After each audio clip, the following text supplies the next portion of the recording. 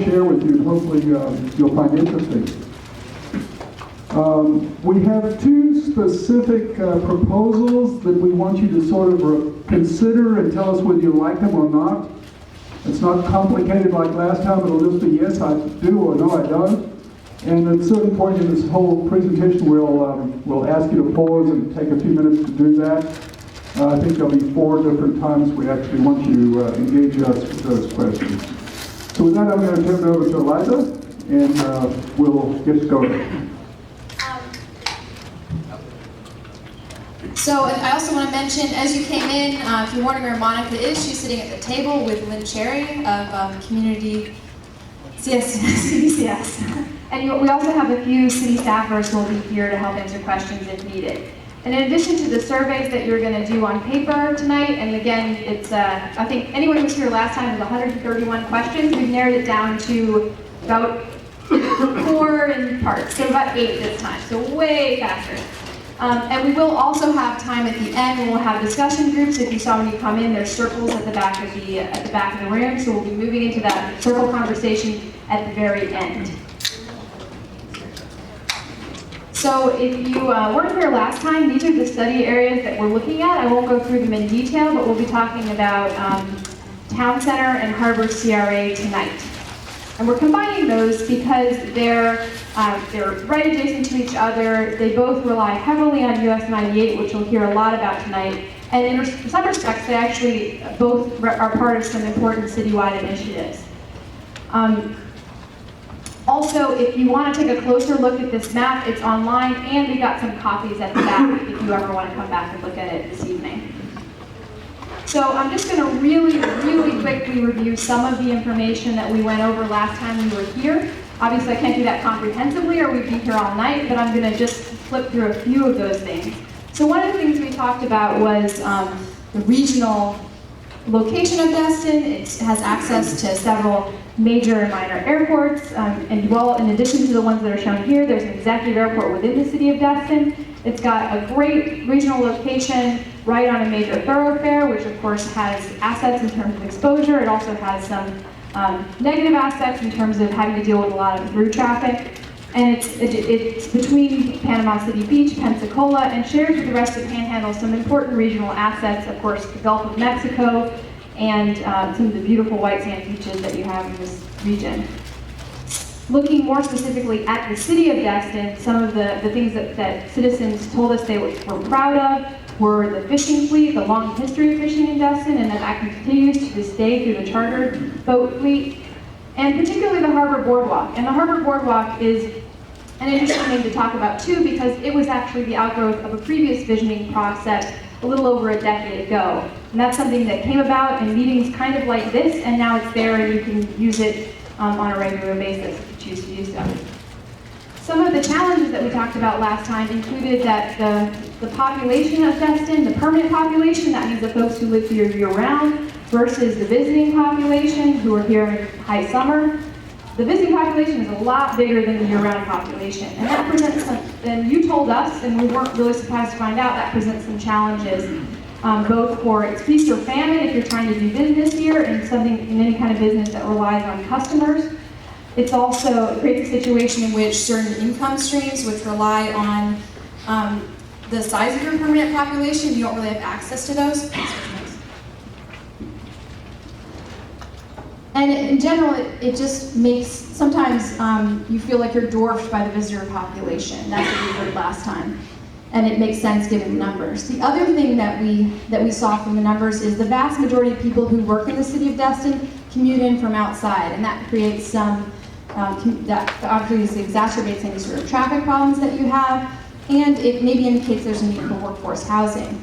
In addition to this chart, we also saw that, not surprisingly, the economy here is heavily reliant on tourism, and that maybe there's an opportunity to think about diversifying that economy to help stabilize the income streams in the city. Another thing that we talked about is US 98, that it's the front door of the city, and from a branding perspective, might need to be repainted. That it's not necessarily the best looking front door, and not only that, but it actually can be quite dangerous. Over a 6-year period, there were nearly 800 crashes of different types. Almost a third of those were bicycle and pedestrian involved crashes. And if you're out there, you know a third of the people out there are not walking or biking, so that's way disproportionate to the number of people. But also the number of car alone crashes is unacceptably high. We also talked about regional competition. A lot has changed, obviously since the City of Destin was founded, but just in the past few decades, some of the neighboring cities like Pensacola is really upping its game in terms of trying to encourage people to walk in their downtown and encourage what they call livability. And also, you know, literally out of nowhere, the South Walton Beach communities have developed in the last few decades and really become a force in the market. So Brian is now going to tell you a little bit about a visual survey that we did, and then I'm going to come back and talk about some of the public comments that we got last time. Thank you, Alyssa.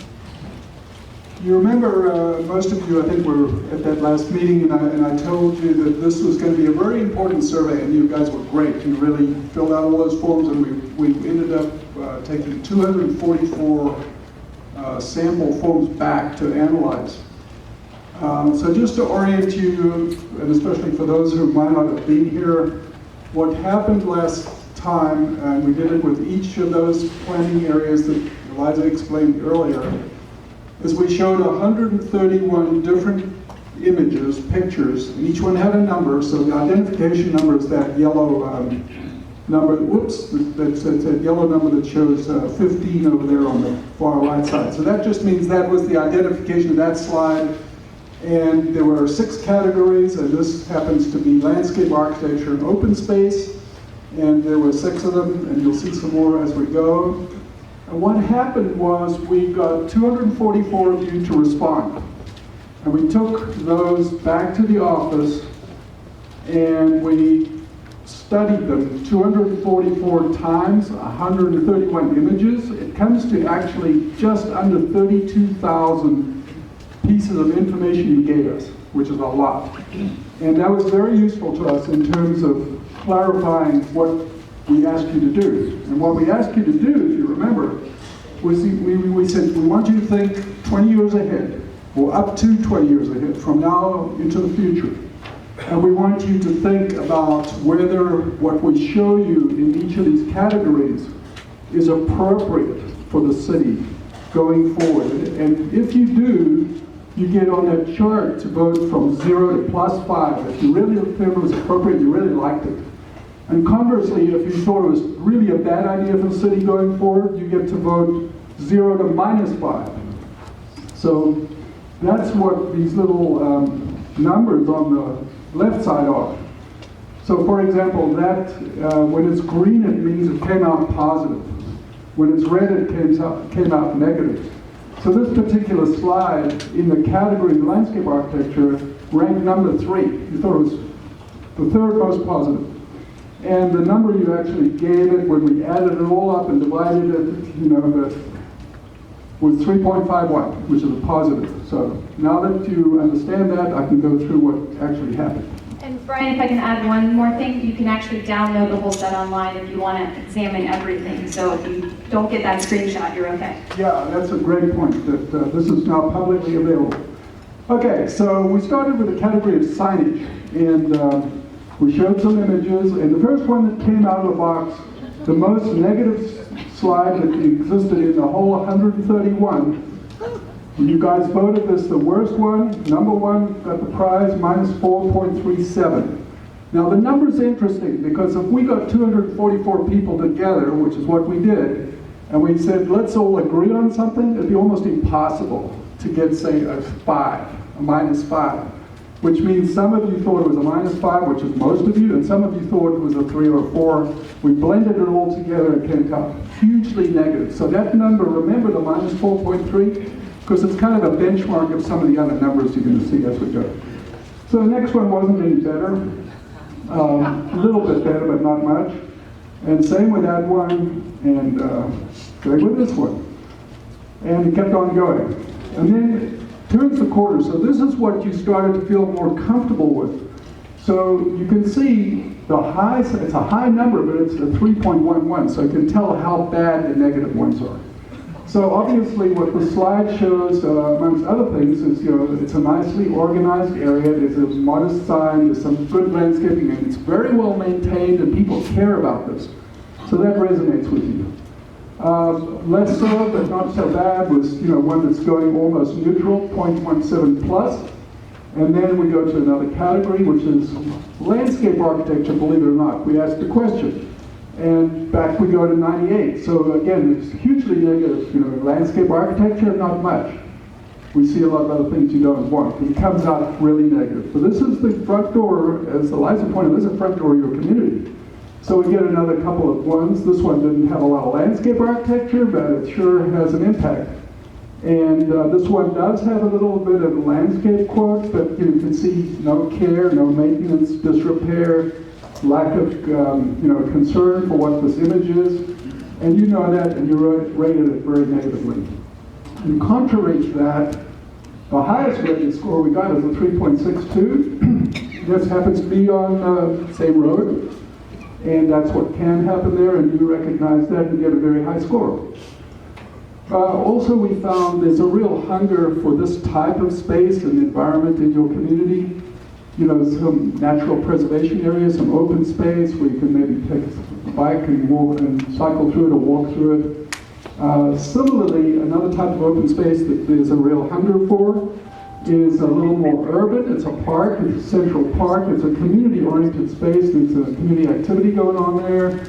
There's some people riding their bikes on the sidewalk, and they can coexist with people walking. And what you don't see is this, some retail off to the right side. That got a big score from you. Excuse me. Yes, ma'am. Is that a Destin site that you just had? No, that's a great question you brought up. Some of these are Destin sites, and if I couldn't find a really great one, I used one from my hometown in some cases, and that one's from Winter Park in Orlando. So they're not, I like the question because they're not all from Destin, and I'm glad you pointed that out.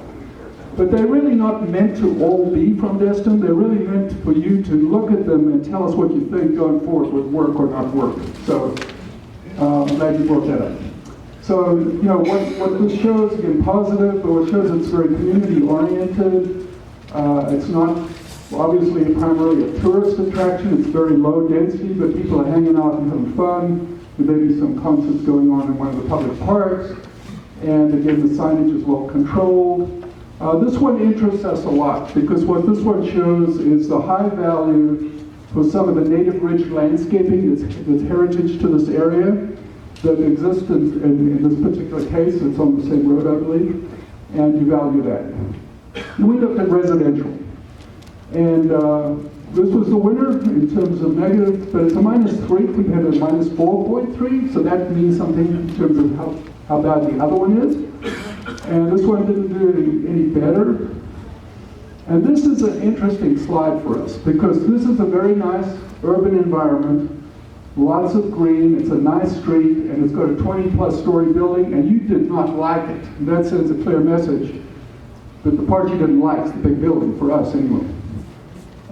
This one didn't do much better, and nor did that, and you liked this. So there's a definite preference in the community survey that you guys did of what you felt would be very appropriate going forward.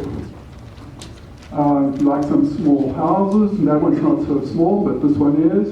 What we liked about the survey results as well, because it seems to meet the need that you have in the community, was for a lot of different types of residential. So there's a lot of people have different conditions. There's a lot of singles. Half the American population is single. There's young families starting out. There's older people downsizing. There's people just starting out jobs. And having a lot of different housing opportunities is very important. And what we liked about the survey results is you recognize that many different types of this middle housing, we call it. It's not pure single family. It's not big buildings. It's in the middle somewhere. You gave us very positive feedback that that would be acceptable going forward. So next was the highway commercial, and this one didn't do very well, -3 almost. Kind of an old building, for whatever reason you didn't like. And this one didn't do a whole lot better, or that one. And this one didn't do well, and basically what it tells us is a big parking lot on 98 is not the most comfortable thing for the community. It doesn't really invite you to walk past it or spend any time there. So we took that under advisement. And then in contrast to that, you felt pretty comfortable with it. So that's a pretty high score, 2 plus 2.3, and it's a new building, relatively well done. Pulled up tight to the street. There's some teaser parallel parking. There's some brand new landscape that obviously has been designed and it's going to grow in well over time because it's just installed, and you like that. Similarly, this is a building that's been there a long time, the trees have been there a long time, and you like that one. And there's not a lot of parking in front of it, a little bit. And this one kind of is in the middle, but it's still positive, and so is that. And then we got to roadways. And of course, you know, the road again came up in a different category, but it still gets a negative result, as does that, with little overhead power lines, and then nice building, maybe nice food, but we got a big parking lot up against 98, and you didn't like that either. This one didn't do any better with all those power lines and some architecture that maybe could be a little better handled. And this got a positive result. So what's good about this, I think in your minds, you'll have to decide for yourself, is it's clean, it's simple, it's organized, it's well maintained, and it's shady, and you like it. This is a slide about high marks, but it's in Europe, so probably not going to see it here. And this one is more of a Florida-based community. I think it's in my hometown. And this one's interesting to us, because it's a big road on the left side. And there's a nice way to manage it on the right side. So there's a buffer of landscape. The road or the alley or the lane, you want to call it, on the right side is calm. There's some parallel parking, and there are people who are comfortable biking on that one. And this one got high marks because it's a continuous trail. You can take a leisurely walk, and you've got some greenery, and it's soft and feels comfortable to walk there. And of course, this is very important to everybody. The ability to safely cross the street with young kids. We recognize that. In the town center, we've got the same kind of reinforcement, which is a nice street, goes negative because of a 20-story building. So we appreciate that. And this one a little less so, but it's still a big building. And this one a little less so, a lot of buildings, a lot of cars. This one's getting less negative, but still negative. For whatever reason, nobody thought this was appropriate in the town center. But what you did think was appropriate, again, was something that's more resident-based, more designed for local people to enjoy themselves. Festivals, have concerts or a little bit of activity on stage back there, and all ages are getting together and having a good time. And a place to have coffee with your neighbors. It's not really in a huge rush of things, very calm, and same with these streets. Place to bike safely, you like those things. This is a street that's been closed down because there's an art festival going on off to the right, and you can see people having a good time. They feel very safe. And of course, a place to shop right in town that you would like to see. And some good architecture. Farmer's market, there's a place where this happens on a Saturday maybe. You meet your neighbors, buy some bread and cookies or whatever. And a mix of buildings that all go well together. Some of them are funky, some of them are a little more expensive. You like that diversity, you like the mix, you like the comfort factor and the scale of it, as you did with this slide. And of course, you know, the bike-friendly environment is really high on your list. And then just some nice areas that are calm, that are well designed, that people can relax and meet each other and enjoy the space. And maybe the last one, I think it was, I'm not sure, a workplace. So this is where there's some nice office work. We can work, you can shop, you can live close to this, and you like that as well. I'm going to get back to Eliza. I'm going to go very briefly through the citywide public comments. If you were here, you know we had pages and pages and pages on the walls, and we'll also bring up a few of the area-specific comments later, but I'm just going to give you the highlights. So some of the things that we heard that were positive that exist in Destin today, no surprise here, the natural beauty of the water, the active recreation, Also, the harbor that was moving to be more of a party-oriented destination was a concern. We also heard about out-migration of permanent residents, or the lack of a robust permanent resident population, and the lack of a positive identity and brand. We also heard about some other challenges, one of which that was mentioned was harbor pollution. Now, we haven't gone out and done water samples, that's somebody else's job, but that was something that we heard from you guys. Also, in terms of opportunities, one thing that we heard about was both some challenges in the transit arena, that the system isn't robust now, but maybe it could be in the future. Brian mentioned the missing middle housing. That's something that came up, that wanting something between the single-family house option and big apartment complex, that there's a whole landscape there in between that isn't necessarily present in the city. As well as the expansion, again, akin to the bike walk safety concerns, there was the desire for more options for biking and walking. And we also heard a desire for a high school. So now I'm going to switch into recommendations citywide, and I'm going to give you a very, very high level view of what kind of recommendations we're making, and we're drilling down into how those recommendations apply to each area on each night. So tonight you're going to hear about how they affect Town Center and Harbor. Last night we talked about Crystal Beach, and tomorrow night we'll be talking about Holiday Isle. So we are recommending eliminating the tier system citywide. Now that means different things in different places because the conditions are different in different places.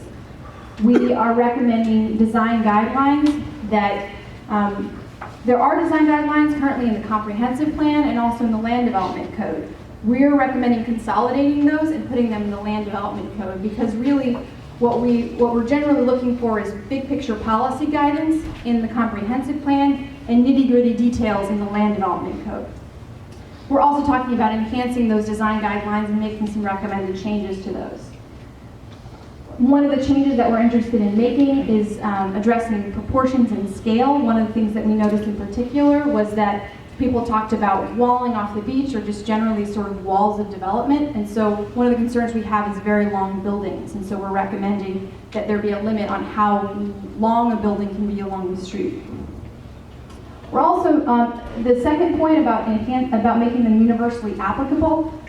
Currently, certain design guidelines, or most of the design guidelines, are really only applicable to tier 2 and 3 buildings. Well, we're talking about getting rid of the tier system, so what does that mean for those design guidelines? Well, we're making the recommendation that no matter how tall a building is, we still think that a certain design guideline would be applicable. Now, there's certain types of design guidelines. For instance, if you go above 4 stories, you step back. Well, if you're under 4 stories, that doesn't apply to you because it doesn't apply.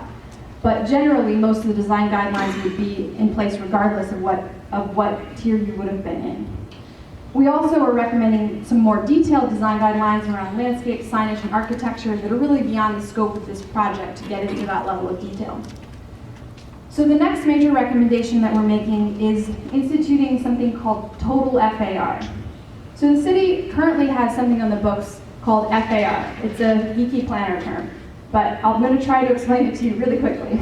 So basically it means if you have a square foot of land, or 1,000 square feet of land, or 10,000 square feet of land, if you have a 1.0 FAR, I'm just using 1 to make the math easy, then you can build 1 square foot of building for every square foot of land that you have.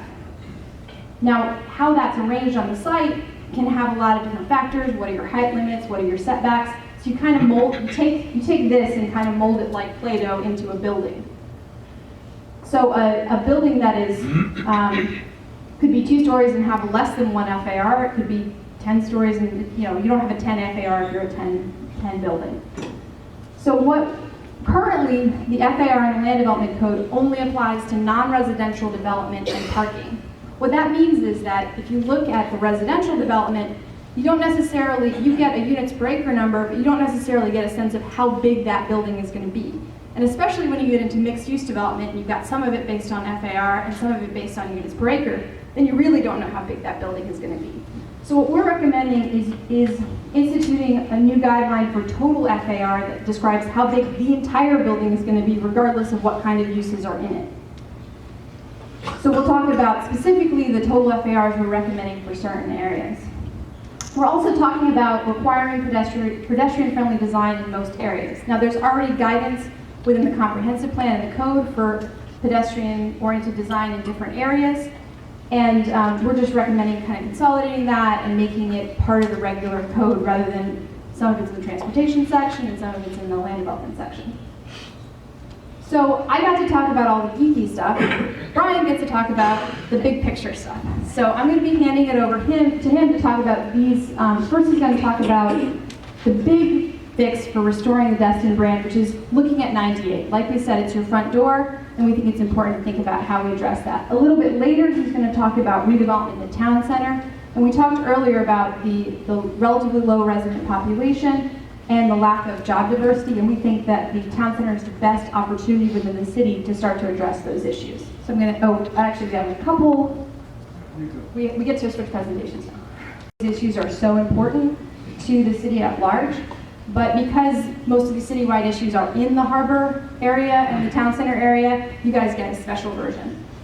So when we look at the harbor area, as we mentioned, the harbor boardwalk is something that people viewed as an asset. And they also viewed this native ridge landscape that's out there that Brian mentioned was highly voted as an asset. There's high demand for development, which creates some flexibility on the one hand to think about how we approach development, but also creates the challenges that we've talked about related to development impacts. We talked about the lack of identity and design that is really relevant to the Harbor CRA. A lot of those pictures that you didn't like were coming from the Harbor CRA. We talked about mobility challenges, both in our analysis as well as in the public comments. We also talked about the CRA investments. So the Harbor CRA is larger than just US 98. It goes up into also Mountain Drive, and that's part of what the community reinvestment area reinvested in. So this area, a block north of US 98 now has a much nicer bike path, bike and pedestrian pathway, bike lanes, and a huge amount of stormwater improvement that solves some flooding issues. So that provides some bicycle pedestrian circulation that's pretty good up here. When you get south of the harbor, it's very limited opportunities for pedestrian and bicycle circulation or car circulation. So you've got the harbor boardwalk that covers some of this for pedestrians, but there's really no options for bikes and there's no options for cars. So Brian's going to be talking about how we can create some options. We also heard some people asking for more robust water transportation options. So we heard about water taxi that the city is already supporting, and also the desire for more transient boat parking for individuals who want to go out to dinner and park at a dock while they're at dinner. So Brian's going to talk about how we're addressing some of these issues, and I'm going to hand it over to him. Thanks, Eliza. I'm accused usually of going too fast, so if you want me to slow down, let me know, because I certainly don't want to go too fast. US 98, the front door, is the big challenge and the big opportunity. Thank goodness we do have a big opportunity, which we're going to talk about first. And then later, Eliza's going to come in and talk about the same road with some short-term opportunities. So we're looking at both long-term and short-term, but I'm going to do the long-term right now. So this is the cross-section. If you were an engineer, you would have drawn a cross-section across that road, and it's got these following characteristics. We're looking at the road, and we're noticing that the right-of-way, which is the part that the DOT controls, is about 100 feet. So that's already in the public realm. What we'll notice is that the middle part, the median, which has got some landscaping and all those left turns, which are causing quite a few of those accidents, I might add, is 33 feet. And the travel lanes are 12 feet, and we want to consider a 1-foot reduction in the travel lanes. So they get a little tighter down to 11 feet. Now, some of the other things that are important, you know it's a 4-lane highway. I told you about the median. It has high vehicular operating speeds off-peak. In peak, it's going real slow.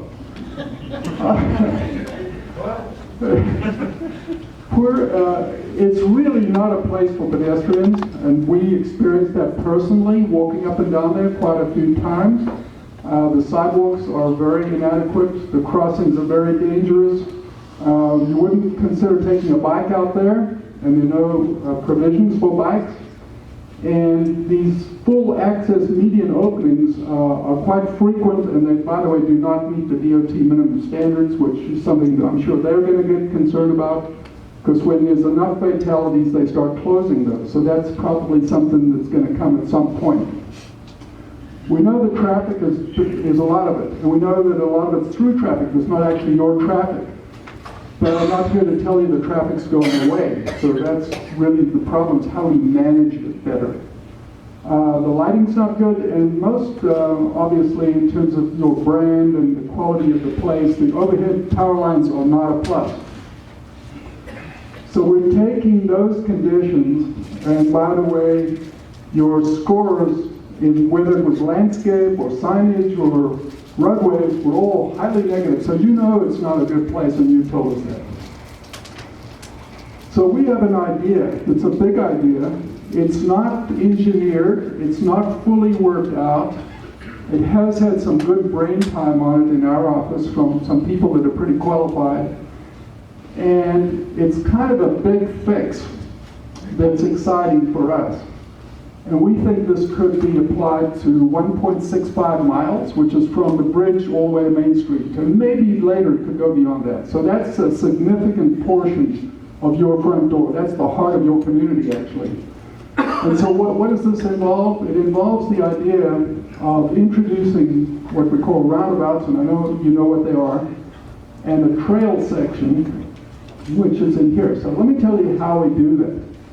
What we do is we consider, and by the way, we consider both the north and the south side, but the big interventions on the south side. Now, why we're excited about this and why we think it's possible is this can all occur within that 100-foot public right-of-way, which means you don't have to go out and try to condemn property for 1.6 miles, which would be almost impossible. So that's one of the really big things that comes out of this. What we do is we take from where the median was and reduce it to 10 feet, and it's a continuous median that gets landscaped now. And these travel lanes are here, and we rebuild this part of the road. So we have 32 feet that we didn't have before to rebuild this road in a completely different way that has a continuous 1.65 mile recreation trail that's 12 feet wide. That's a true multimodal trail. And on either side of it, we enhance it with canopy landscape trees like the ones you voted you liked. So when this is all in place, in that 32 feet, you really do have a completely functional multimodal trail that people can walk and bike safely from the town center, which is an important future consideration, all the way down to the harbor. And on the north side, we've got some other interventions that happen partly in the right-of-way and partly outside, which Eliza's going to get into a lot of detail on.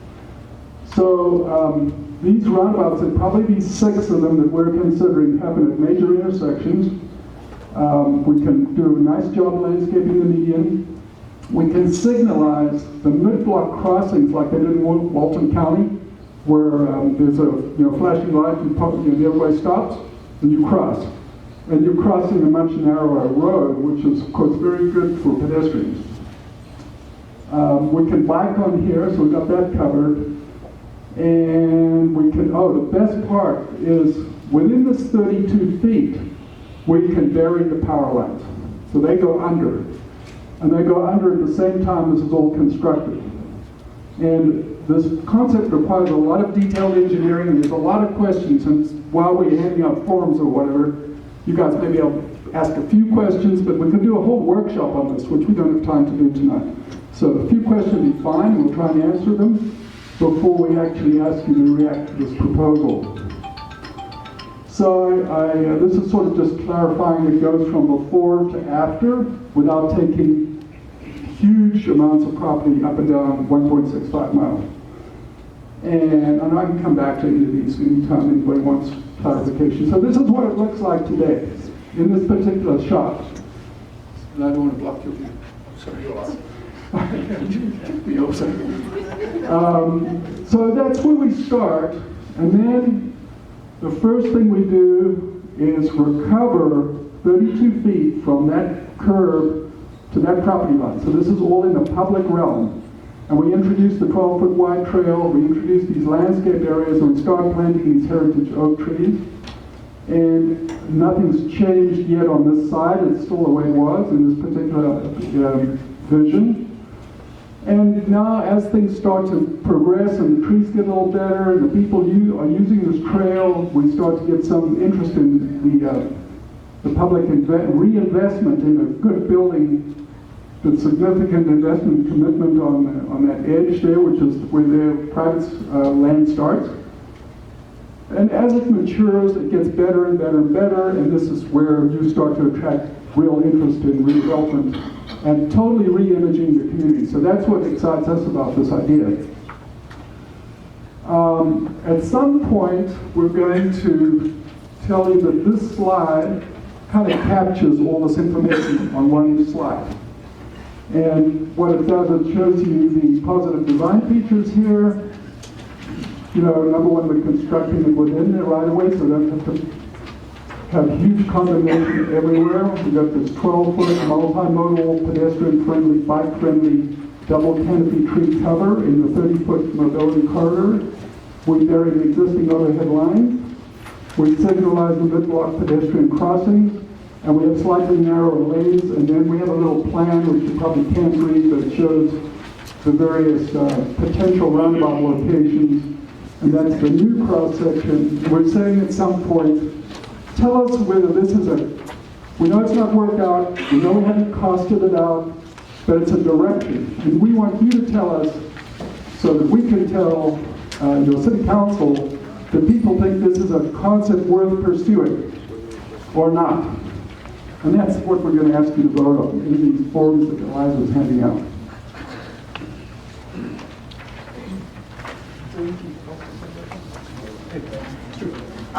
So you're getting your surveys now. Please just start by, I'm going to being this curved line.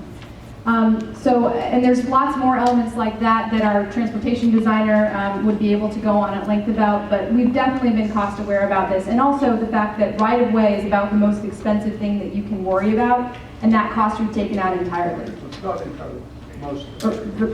Vastly reduced any sort of right-of-way requirements. So we were definitely thinking during this about reducing cost. And the second question, there's a second timeline. So in terms of timeline, the FDOT right now is actually going through processing a resurfacing. So the ideal situation is if the city can get on that schedule, that this could happen actually fairly quickly and would have to happen fairly quickly. If that does not move forward in that timeline, then it could be pushed off by 10 years. So obviously if we want this to happen in a reasonable amount of time, it would actually happen pretty quickly. You know, just to add to that, Eliza mentioned the urgency, which is something's in process, and we need to catch it before it completes because it's not exactly what we want. We want better. But the key thing is we and you as a community need to get together. This is very important. We need to get together and say, we actually really want this to happen. And then your council, when they hear that, will got to do some more heavy lifting. So it's very important that from the DOT point of view that they perceive A, a plan, B, a concept, and B, unity in the community. That's what gets their attention. And really what we're asking you tonight is whether or not to take the next step with this, to go to costing and to go to more a detailed look at what the engineering options are. The woman in white? Yeah, I like what you're proposing, but I don't see how this is going to deal with the traffic. So one thing that Brian did mention is that we are not going to make the traffic go away. Now there's some other things that the city's working on, like the connector that connects Airport Road up to Azalea, and that will provide some traffic relief. What we're looking at in this is really providing options to think about traffic relief. The only other option that you can think of is a 6 lane, and that has a lot of drawbacks. And probably wouldn't even be feasible. The DOT is not looking to 6 lane this right now just because of the right of way alone. Ma'am, in the back? Yes, I would like to first thank you very much for bringing us into the future. We appreciate Canin Associates. And I would like to go back to your question on the FAR. So by covering the FAR development. Can we actually, we're going to have an extended conversation about that later. Can I ask you to delay that question We a little will bit get later? to that. We will get to that, ma'am. Okay, don't forget I'm here. Yes. Oh, And was that okay, ma'am? This will be the last I question. would for probably this have to wrap topic. the questions, but go ahead. Yeah, is your redesign considered to be a resurfacing or a complete redesign? And if it's a redesign, will it not then require drainage considerations? So what we've taken care of is that on the north side of the road, the drainage would not require any reconsideration. On the south side of the road, there's a couple different ways that we can look at that. It could require removing the drainage completely, or it could require piping the drainage from here back to where it originally is. And that's the next level that we need to look at. But like we said, we were reducing the cost by not moving the drainage at least on one side of the road, and we could look at what some creative options are for the other side. So what you're saying is the north side of the road needs to be considered a resurface, and the south side would be a redo. That's, I don't want to get too technical, but that's probably either true or very close to true. And I think, so at this point, hopefully you've answered question 1, and you'll have opportunities. I see some people are getting ahead, and we're actually going to come back to a couple more roadway related questions because they're related to these development questions. So in terms of the Harbor CRA, looking at first what could happen under the current development regime in the Harbor CRA. These are 3 different lots on the south side of the Harbor Boulevard.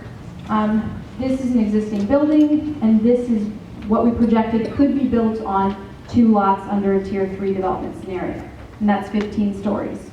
Our recommendation, we were looking at, and throughout the city, one of the considerations that we do have to worry about in addition is the property rights, and the property rights that we were anticipating in this scenario were that Tier 2 essentially represents something that the city could get sued over if they go under a Tier 2 development right.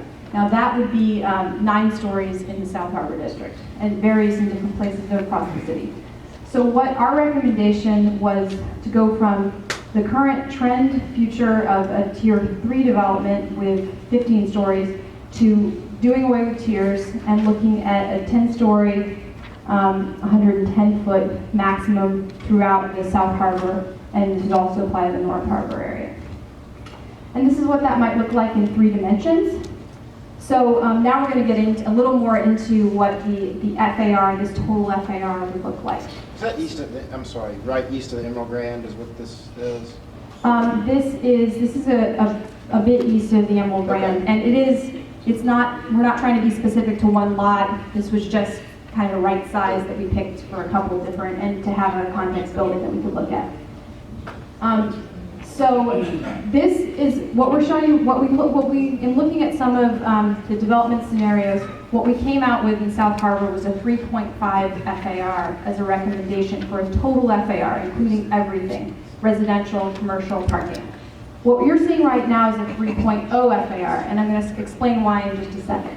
Now what we know in the south of 98 is that the value is on the water, and this is the water here. So everyone's going to want to push their buildings up to the harbor, and that's exactly what they should do.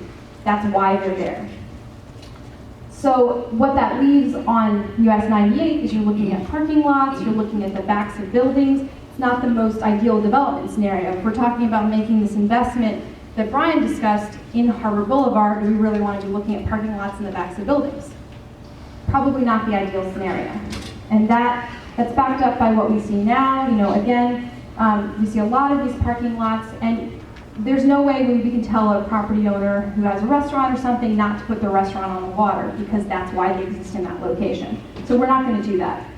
What we are going to do is we're going to say if someone's building a larger building, they would get a 0.5 bonus. So instead of just going to 3.5, we'd go to 3 and say in order to get 3.5, you would have to build a nice active environment on US 98. And that's what these buildings in front represent. And this now is showing 3.5. So that might look like this, which I believe Brian showed some of these images earlier. So they would be required to do some sort of active frontage, and it could be retail. Wouldn't necessarily have to be retail. This is a residential building. But if they're building a residential building, we want to be talking about lobbies, townhouses, doors and windows, not the back of the parking deck for the residential building. That doesn't count. So in North Harbor, it's a little bit different situation, but we're facing some of the same challenges in terms of We got fairly low ratings on what the north side of the harbor looks like now in the community value survey that we talked about earlier. So what we're looking at on the North Harbor, that doesn't have the same dichotomy that the south side has. There's no big magnet. You think of the water as a big magnet pulling all the development away from 98. That doesn't exist on the north side. So on the north side, what we do is a more typical form-based code planner solution, which is having a maximum setback. So you wouldn't be allowed to put your building in the middle of a parking lot with a bunch of parking between your building and the street. In this case, we just require you to put your parking lot to the side or the rear, and this is probably a arguably optimistic scenario because there probably would be some parking lots breaking this up. Another thing I want to call your attention to here is a step back. So after 4 stories, you'd be required to step back your building 10 feet and then go up. So you would be allowed to go to 10 stories. We don't necessarily see everything on the north harbor going to 10 stories, and that's where we're showing a mix. On the south side, they would be the same thing, except, again, on the south side, we're talking about all the values on the water, so we don't see people wanting to put tall buildings on US 98 on the south side, maybe a little bit more on the north side. Now, it's a little bit different than what's in your existing code, because right now they can just step the whole building back, but that doesn't give the illusion that we're going for, which is that when you look up, it kind of looks like a 4-story building, and then there's something beyond. So we really want them to actually break the building at that point, rather than just stepping the whole building back. When you step the whole building back, it actually just looks taller. And this is, again, what that might look like at ground level. So to summarize what I just went through, we're looking at extending design guidelines to be universally applicable, partially because we're looking at eliminating the tier system in all the study areas that we're looking at, but in this instance we're talking about South Harbor and North Harbor mixed-use areas, and replacing that in this area with a 10-story, 110-foot limit, and using total FAR to increase the predictability on how big those buildings will be. On the south side, that would be 3 plus 0.5 with a bonus. On the north side, they don't have the option of setting their building back, so they're already getting 3.5. We also would require pedestrian connectivity, and what I mean by this really varies greatly depending on the size of the project. It could be as simple as you have to have a walkway from your front door to the sidewalk, and you would be amazed the number of times that I don't see, not just in Destin, but that I don't see that. Another marginally more complicated example is we saw a building here. It was a really nice building. The front door was locked, the back door was open, and there was no sidewalk connecting the back sidewalk to the front. So thinking kind of holistically when we look at these site plans about pedestrian connectivity. And the final thing is frontage design parameters for US 98. And I actually have a section on that I'm going to get into. So, talking about frontage design, what we're talking about is basically everything between the building and the curb. And this is going to apply in a couple scenarios. So there's, you saw what Brian talked about, and that's one really holistic that incorporates frontage design on the south side. So what I'm going to be talking about is a couple of things. One is a very short-term retrofit opportunity that we can look at. Two is the frontages on the north side. And third, if for some reason we can't get into this FDOT stream and get the south side project done, or you guys don't want to do the south side project, then we would be looking at these types of options for doing some of these things on private easements in the future. And this is more incremental. So unlike what Brian talked about, where you get a long bike path that you can actually use once it's fully constructed, this would be property by property. And if you look at question 4 on your sheet, at the end of this little bit, I'm going to be asking you to vote on just this portion. So this is probably the odd man out. This is our really short-term retrofit opportunity. You see this grass strip right here? That is, while the rest of this property is beautifully maintained, that just isn't doing well. And I don't think it's because they did anything wrong. It's just really hard to keep a foot of grass in good condition. And we have landscape architects, so we'll back that up. So what we're recommending here is really to think about just using that to widen the sidewalk. And so in this instance, we're recommending widening the sidewalk over that grass strip and And if you can, if there's a redevelopment happening where you can get a little bit of widened sidewalk on the private property, that's great too. But whether or not you can do that, having a little bit wider sidewalk just helps with maneuverability. We're out there and you feel like you're walking this close to somebody. If you have to pass, it's just not comfortable. So, and this is what that might look like. And a lot of people we saw, they were exercising, walking for pleasure. So this is a more robust opportunity that we would look at if there's redevelopment. So in this case, what you see, and in the next few cases, you'll see a 25-foot setback for the building. And that's a very reasonable setback that you might see in a lot of jurisdictions, and other areas in Destin have a 20-foot setback on smaller roads. So within that 25-foot setback, what we're recommending is that you have a nice shade tree. Now, we would be more than happy to put that nice shade tree in the 7.5 feet in the public right-of-way. The problem is, underneath that, most likely are pipes and utilities that the tree roots would get all gummed up with, and that's not going to be a good scene.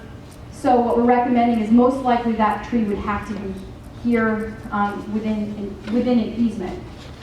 And then this is partially already on the books in the city of Destin, that they're looking for an 8 to 10 foot sidewalk in this area because of in some respects the high pedestrian traffic, and if you start to put in big buildings, even more pedestrian traffic. What we're recommending is to make that normalized, that it's a 10 foot all the way down, and it really is 10 feet clear. So right now you'd be allowed to put street furniture, like benches or water fountain in that 10 feet. We're saying all those things are great, but don't put them in the 10 feet, because if you've got people on bikes, you've got people walking, that's really not enough space. And then you would be able to put the building at a minimum 7.5 feet from the back of that sidewalk. You can go back further, depending on whether you're on the north side or the south side is how much further you can go.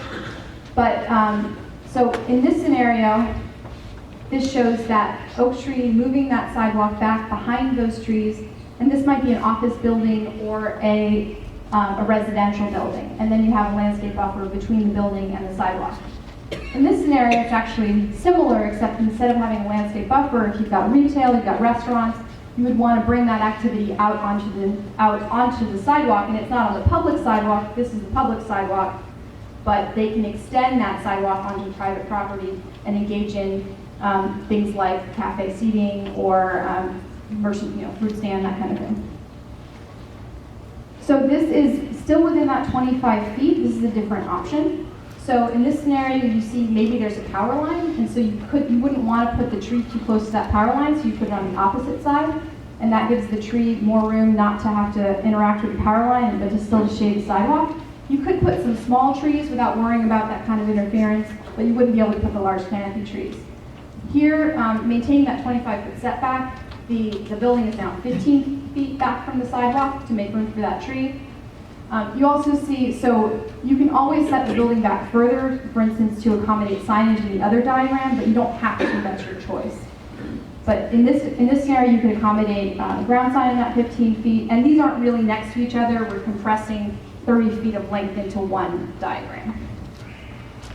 And this is what that might look like in a 3D scenario. And finally, this, so if you wanted to do a double row of trees, that would then be 35 feet, and that's also a really nice condition. So this is a different condition that we wanted to provide as an option. You guys actually voted it pretty highly in 2 different scenarios, and it's a frontage lane. And Brian described this picture, so I won't repeat it, but basically, especially on the north side where we have a maximum setback, the building's going to be a little bit further back than what that maximum setback would normally be, but we provide that leisure parking and a certain design that really works in an extra walkway. So you've got a walkway here, and you've also got a walkway in front of the building. So in that case, people can use that option instead if they want to make sure that there's some teaser parking out in front in addition to whatever side rear parking they have if they're on the north side. So talking about the south side, to the extent that some of these property owners don't want to take advantage of that bonus FAR, maybe they're smaller buildings, how do we deal with that without having just parking lots right on the street, which is the scenario that y'all voted not in favor of? So in this instance, what we're talking about is basically maintaining that 25 feet, and you have to go back 25 feet before you can start the parking lot.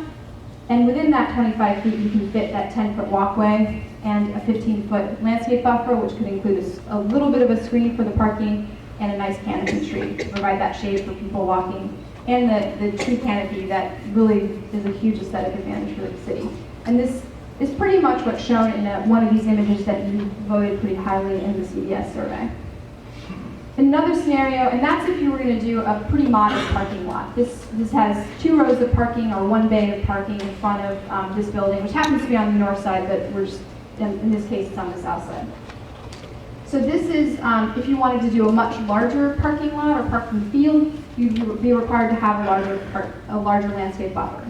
And realistically, these scenarios, one might apply more to a resale scenario where your building wants to be a little bit closer to the street, and one might apply to more of a condo building where you're actually trying to back off from the street a little bit, because US 98, at least today, isn't something you want to be close to. Like we said, we're looking to change that. So this whole package of design guidelines is what we're going to ask you to vote on, and certainly if there's one thing that you didn't like in there, you can certainly get Doug's email and send him an email or talk about it at the end of the presentation today. But for now, just as a pledge, you think that these design guidelines are going in the right direction. And if you'll just take a look at your sheet at question 4, let us know what you think. And we have South side will look great, north side will look ugly. So the north side, from a transportation standpoint, Well, that's what it is. from a transportation standpoint, the north side already has access to the Mountain Drive Trail, which is not on 98, but it's at least accessible from 98. So from a transportation standpoint, there has already been an investment in the north side. But yes, I mean, we can't, the reality is that it would significantly increase the cost of that project if you had to move both of those curbs. And if you move both of those curbs, you wouldn't be able to get a robust solution on either side. Because, and again, like, we're focusing on the south side in that scenario because of that really tight limitation on parallel roads on the south side. Okay, well, I'm going to move on, and you can hold on to those papers as long as you want. We have one more question we're going to ask you to answer later, and then but if you need to sit with them a little bit longer, just make sure you hand them to someone before you leave. So now we're going to switch gears and talk about the Calhoun neighborhood. So Calhoun is part of the Harbor Area CRA. I don't know if everybody's familiar with it. It didn't come up as much in conversation during our meetings, but we did take a look at it. So this is this red is the boundaries of the Calhoun area. And this is a study that we did. The red is showing pieces of land that are vacant. The orange is showing pieces of land that have a building on them, but the building is worth considerably less than the land. So in general, we consider that to be a likely redevelopment opportunity. So in looking at this area, we have, and I can pull this up later if anybody wants to see it, but in the land use map that's on the books now, this area is called CMU, that's Calhoun Mixed Use. It's allowed to go there is no Tier 2 in this area, there's just Tier 1 and Tier 3. Tier 1 has several different heights depending on use. Tier 2 is a mixed use designation, Tier 3 is a mixed use designation, it goes to 6 stories and 70 feet. This area here is called ROI, that's Residential Office Institutional. And when we're looking at this, generally, the Calhoun mixed use seemed to be a pretty reasonable designation at 6 stories. You can do, under South Harbor mixed use, you can do 10 stories right here, so transitioning from 10 to 6 seemed to make a lot of sense. In here, and the uses also seem to make a lot of sense. Now, the intensities are a little bit of a different story. In this section here in the interior, if you drive through there, you can see these vacancies and you can see some of the properties are struggling. And so there may be an opportunity here to think a little bit bigger. So in this area, the current land use doesn't seem to be encouraging the type of development that we would want to see. And we saw also that you guys voted up a lot of slides that had an environment that doesn't exist in Destin today. So what we saw as an opportunity here is if someone could pull together some of these properties, they might be able to do a little bit larger planned unit development, something between 20, at the outside 60 acres. That's probably unlikely, but even if you could get together 10 or 20 acres, you could do a nice mixed-use development. at a lower scale. So right now you're allowed to do 3 stories in here, and what we're recommending is that's perfectly fine to leave that at 3 stories. But it's not really the right uses to do this kind of resort development that might be more like what you would see in South Walton County because it can be planned as a whole. And it also, to get this kind of environment, it's a little bit denser than what the zone currently allows. So we would recommend, while the heights are great, just increasing in both CMU and in the, what we're calling this Calhoun Village or Calhoun Mixed Use Village, recommending increasing the total FAR to be more reasonable with that height if you want this kind of environment. So in summary, our recommendations for Calhoun are really to enable or encourage connected plan development. That includes looking at the plan development codes and making sure they are encouraging the kind of development that you would want there. Again, eliminating the tier system. In this case, that means adopting 6 stories, 70 feet, which is actually the tier 3 because there is no tier 2. And what we're looking at right now is a recommended total FAR of 2.0. We're also looking at, as we said, a 3-story height limit in the interior, and we don't know exactly where the line would be that this would end, but basically within the interior properties. And that might be an FAR of 1.0. We need to study that a little bit more. And that would be that moderate increase in permitted density intensity. And also, as a planned development particularly, you would require green space, you would require connectivity, some of which is already there because there is more connectivity in that neighborhood than exists, for instance, in the South Harbor area, but you would still want to make sure that that connectivity is maintained and enhanced for all modes of transportation. So that's it for the Harbor CRA. Now we're going to be shifting gears after I take a breath. I think I get to hand the mic to Brian in just a second. The location, if you're not familiar with the town center area, Main Street is in the middle here. This is, I always mess this up, is it Beach or Benning? Beach, okay. This is Beach Drive here, Airport Road in the back, and of course 98. So when we were here last time, we talked about the large underutilized properties, a lot of vacancy in certain shopping centers in particular. We talked about the fact that frontage on 98 is actually, if you're trying to do commercial development, is a big plus to have that traffic going by. And so that really expands the options for what you can do with these properties. We talked about the lack of bicycle and pedestrian amenities, much of which is, so the frontage design guidelines that we talked about would not just be applicable to the harbor area, they would also be applicable to the frontage on the town center, although there's more to it in the town center. So as we're talking about this, and as Brian continues with his part of the presentation, we recognize that the north half, essentially, of the town center CRA is residential, it's industrial, it's not something that anyone would want to make wholesale changes to. So we're not really recommending any changes to the north side. We're going to be focusing on the south side. There's also a power line easement that starts at Main Street and goes behind these properties that we're going to be talking about. And there's been, I think it's actually in the plan right now for that to be a bike trail, and we certainly support that. And it's not, and it's shown in the plan. Some of the public comments that we heard about this area, the word light was used, which is not a good thing. We heard some concerns about the lack of streetscape maintenance. So some of the investment that was made in the CRA hasn't necessarily been maintained. That might also be partially because some of the development that was anticipated didn't happen to fund that maintenance.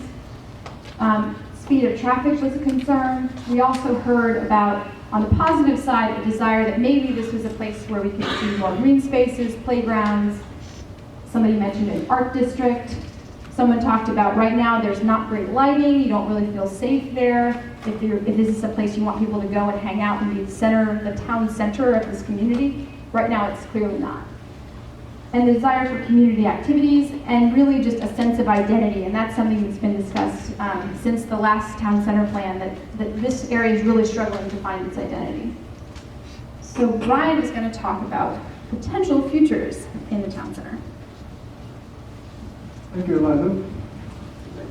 So this really wasn't something we were asked to do, but the more we got involved in your community, the more we began to get the wheels churning, and we began to see this as a really big opportunity. This is one more game changer. So the two game changers are connected, and I'll kind of dwell on that a little bit at the end.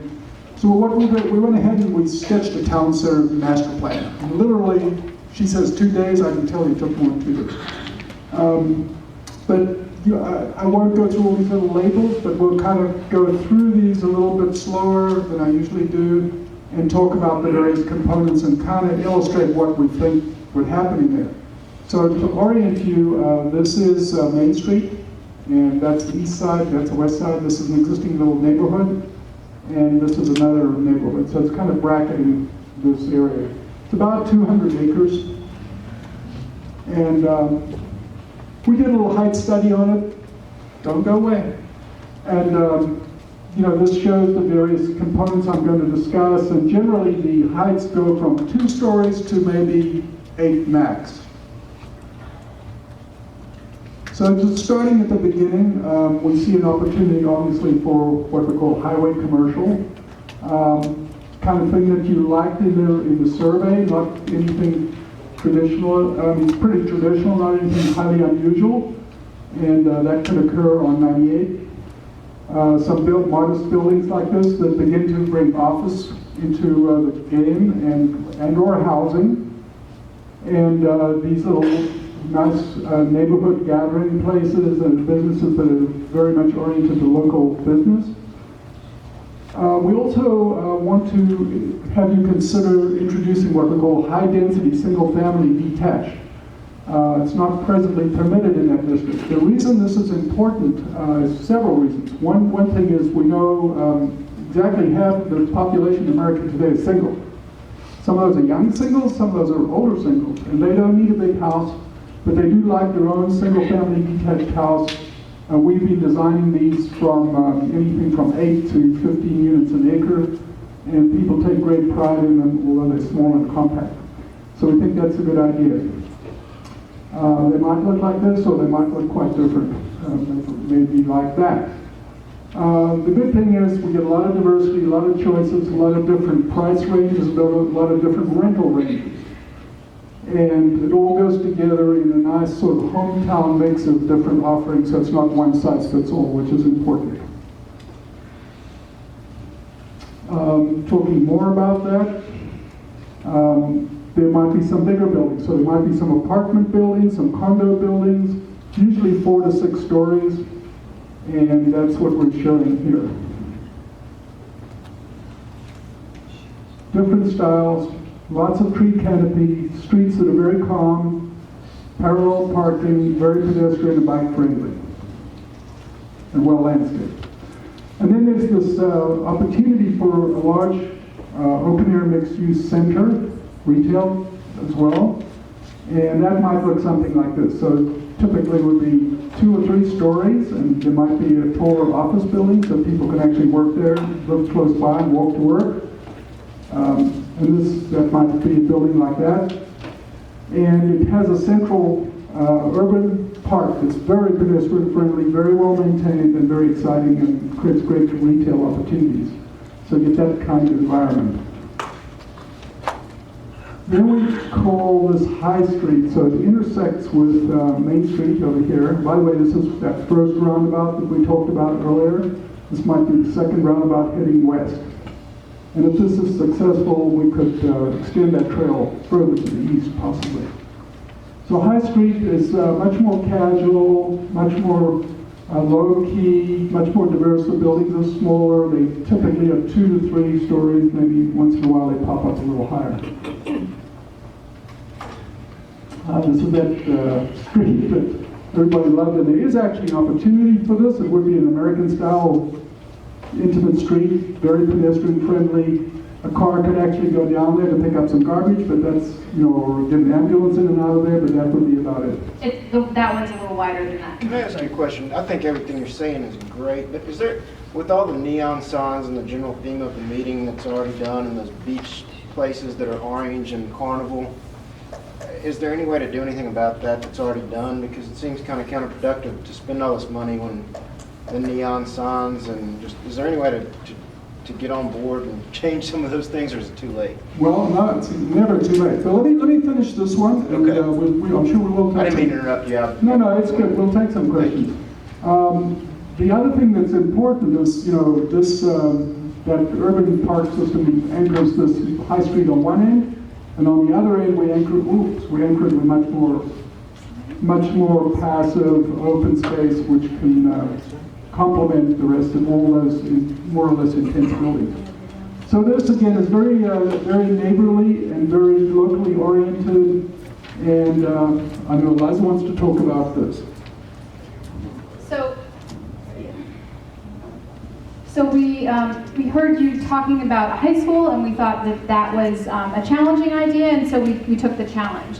What we do understand about high schools in Florida is that they tend to be very large, several thousand students. And with a 12,000 person population, the city of Destin as it stands today can't produce enough students to demand a regular county high school.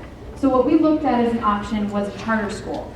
And this could be good for a lot of ways. For one thing, a standard county high school takes up a lot of land. And we're talking about a CRA. We didn't get into the details of CRA this time like we did last time, but part of the whole concept of CRA is it does have to have some tax value back to the city to pay for the improvements. And a high school doesn't provide any tax value, so you don't want it to take up too much land.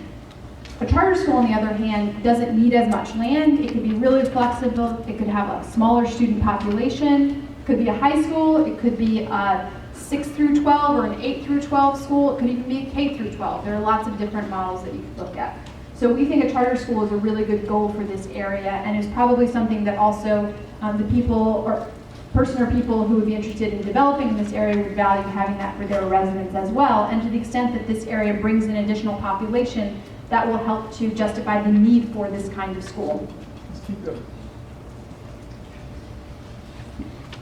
So the other really significant opportunity here is to bring in a major workplace.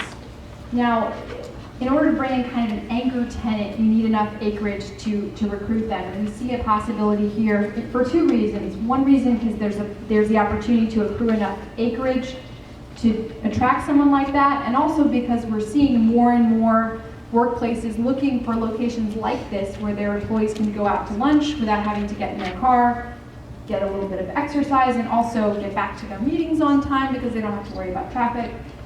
So we're seeing an opportunity here to think about helping to diversify the workplace. One area that's pretty robust right now is the medical arena. We have an aging population nationally, so we see that segment of the population, that sector of the economy growing in a lot of areas. And that's also something that's fairly portable. It's not like a tech hub that is in San Francisco. So to summarize what Brian was talking about, what we're suggesting here is a comprehensive redevelopment plan. So what we showed you was a quick, even if it was more than 2 days, that's still a fairly quick vision sketch. And there's no way it could take into account all of the factors that you would have to do for a real plan. Again, that wasn't really within our scope. But what we are recommending is that you do that detailed plan that engages property owners, starts to talk about phasing, which properties are more likely to develop in the near term versus the long term, and how that'll actually affect the plan. What we were able to do was show about how much development can happen in this area and what kinds of development would be advisable. Part of this, the first step in that might be to expand the TCMU boundary. Of that south area that was looked at, only a portion of that is actually designated town center mixed use. A big portion of it is designated commercial general, so that's where Target is, that's for a shopping center type of use. There's also some areas in that southern part that would not become TCMU because they probably wouldn't want to be. There's a single family neighborhood in there, and that doesn't change at all in the plan. There's a couple of civic institutions that may or may not want to participate in this, and that's part of the community engagement piece. As in other areas, we're suggesting eliminating the tier system here. The plan that you saw, there was nothing over 8 stories. The vast majority of it was between 2 and 6 stories. Currently, the tier 2 in TCMU is 9 stories, so we are suggesting keeping that. We could go lower and still do this plan, but based on the concerns about property rights and such, we want to keep it at 9 stories. Now, based on the current densities, that wouldn't be a very urban 9 stories. So just because you can go up that high doesn't mean you can build more stuff. So what we're looking at, for instance, for the density for 26 units an acre, can I hold the, thanks. The density for tier 2 right now in this area is 26 units an acre. Now if you look at one particular building, that's not 26 units an acre in this plan, it's actually much higher. But if you look over the entire plan, when you include the parks and you include the offices and the stores, it averages out to actually a little bit lower. It averages out to around 20 units an acre. So that 26 units an acre actually works quite well. And part of that is to build the different buildings, the property owners really need to get together and think about a master plan so that this guy doesn't build his building counting on somebody else to provide the park on their property. So that won't work. So we need to think how everyone can get together and improve everyone's outcome in this area. Also, single family is currently not allowed in this area, and we don't think that, you don't want this whole area to turn into cul-de-sac subdivisions by any means, but a little bit of high density single family could help jumpstart this project with early adopters, rather than relying on a big developer to come in and do a big project. So we do think that it would make sense to allow high-density single-family with certain requirements that be connected to the future project and such. The other issue that we need to deal with is that while this plan is being developed, you should consider a moratorium on development in the interim, because what you don't want is you don't want the plan to be over before it starts. So you don't want someone to come in and do something, rent out to a pick nothing against Taco Bell, rent out to a Taco Bell that has a 20-year lease, and then nothing changes in that property for the next 20 years. So that's it for presentations tonight. I'm glad that I'm not presenting anymore. I hope you're not too glad. But actually, we're going to move into the next exercise, and Miss Lynn Cherry is going to help us with that. And I never get her to my Streetscape, 10 of 10 agreed, loved it. Underground, 10 of 10 agreed, underground utilities. Roundabout, 7-4, 3 against. Tier system, we all agreed eliminate. Okay. Then, Except for one. oh wait, 9-4 eliminating the tier system, 1 against. Okay. If your notes reflect differently, then change your notes. Yeah, When you get back. I wasn't. Right, understand. Okay. Okay. Okay, then on the, we just now got to the town center. Okay. Roundabout took a long time. I understand. That roundabout conversation just kept on going. Oh, wait. Let me go back to harbor. Okay. Additional ideas, increase boating docks on the harbor. Okay. We all agreed to that. We all love that idea. World-class marina in Calhoun Okay. and in the harbor. That was additional idea. Town center, we were 10 for 10 on the liking the idea, but we thought it should extend up to Airport Road because I think that 98's going to be 6 lanes to Airport, and Airport's going to become a very major thoroughfare, so we thought that could become part of the town center. So you're talking about the possibility of adding Airport Road area into the CRA? Oh, it already is. It already is. Okay. Can I actually ask a clarifying question there? The airport road's both on the north and on the east. Are we talking about east or north or both? No, it doesn't go all the way up to the south end of Airport, does it? Not currently planned up it. I'm just saying that We just thought it we would. want to extend it north and east or just north? They're confused on the boundaries. The new comprehensive plan for the town center stopped where 12 Run is, townhouse development with a pond, and he's saying that it should continue on out past the curve on Airport, past those townhouses. Okay. So that's what he's talking about. Okay. All right, very good. Let's get this More than 30 group seconds. All right, very good. All right, let's group into that. Who's your spokesperson? All right, Bonnie, you come this way and come to me, please.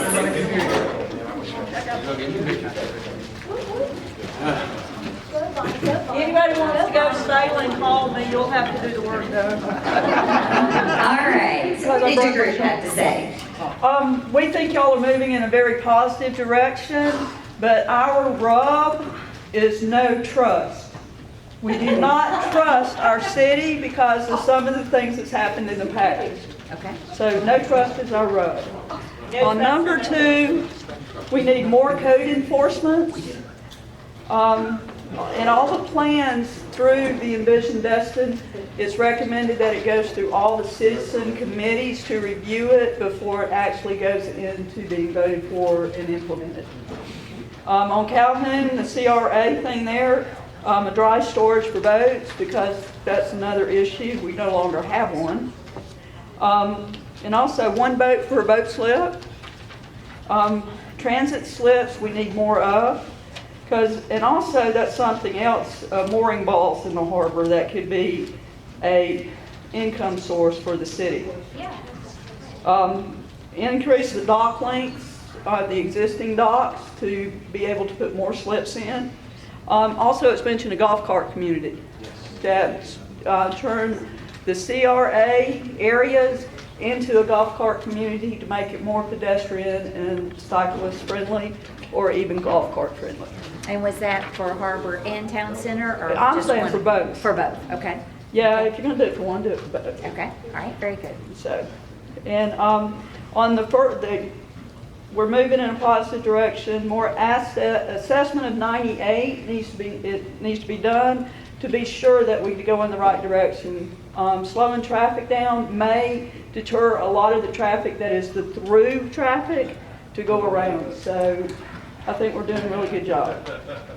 But one of the concerns is median cuts into businesses.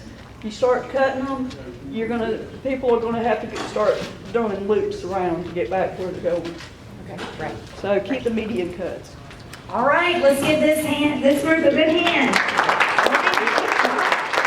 Thank you. All right, are you ready back over there now? Okay.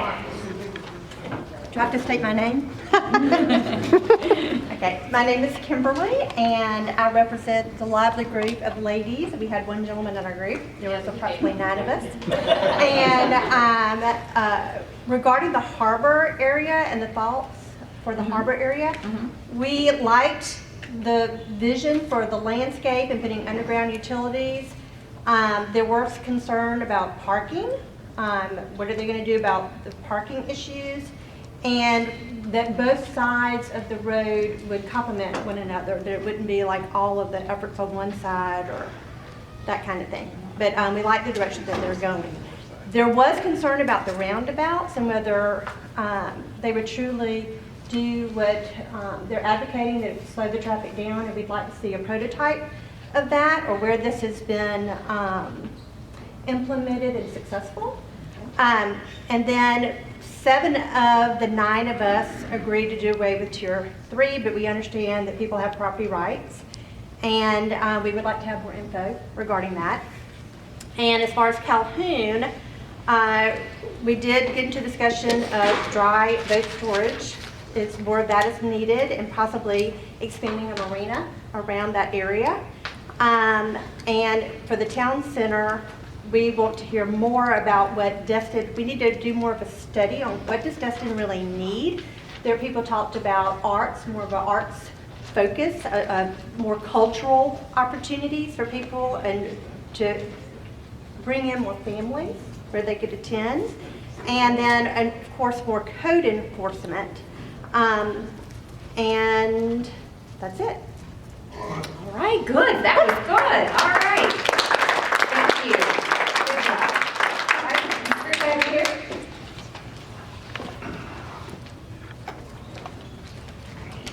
All right. We have a group that said their concern and their rub is trust in the city government, past, present, and future. Our concern for the harbor, why we liked it, we are 100% in agreement. We like the underground utilities, 100% in agreement. We like the walkways and the streetscape, and 100% concerns that the expense and the years and the time are really an issue with this. Why we did not like it was we didn't feel there was enough green space, and that does not mean a tree up here, it means here. Town center, we like the new development of the old shopping areas that they show. We like the local single-family homes that could be used as starter homes. We liked not addressing all the way up to the airport. We do need to address that, and that I believe they decided was east. And we are concerned with the H2O waste treatment plant. They have not stopped that smell. So we would like to see an increase in the CRA up to Kelly Street. And the Calhoun, we like the opportunities to limit the height. And why we did not was the condensing of the small lots in that Calhoun area, maybe into larger developments. There's too many small, tiny lots that might hold a mobile home or et cetera. And the traffic in that area also needs addressing. There is no light, there will never be a light. So the access going east is very, very difficult. 100% like the charter school idea. We'd like to see that go into a high school for our area. We feel that will bring new residents into this area as much as anything. We'd also like to see Heritage Park completed, and that was probably a 50% agreement. This is sat for 7 years incomplete. It also needs a walkway from the parking lot area to the park. We don't like the roundabouts. We're 100% in agreement that they cause nothing but conflict. And we would like to see it addressed all the way up to Gulf Shore Drive, which is the highest traffic death area in this state. So that needs to be addressed. We're 100% feel that there should be no tier 3. Thank you. Good job. All right. All right, last but not least. Well, I have to tell you, we had a doctor, an engineer, a professor, and a developer. The whole time we spent on the town center, we did not get to question 2. So, I mean, I feel good to even get up here and be able to tell you anything. In the town center, we all, 7 of us agreed we want to keep the maximum heights as low as possible in the town center. We want lots of green space, parks, etc., and meeting places. One person disagreed and wants to keep the maximum heights and some other things, other issues. No, I agree to take out the 2 or 3.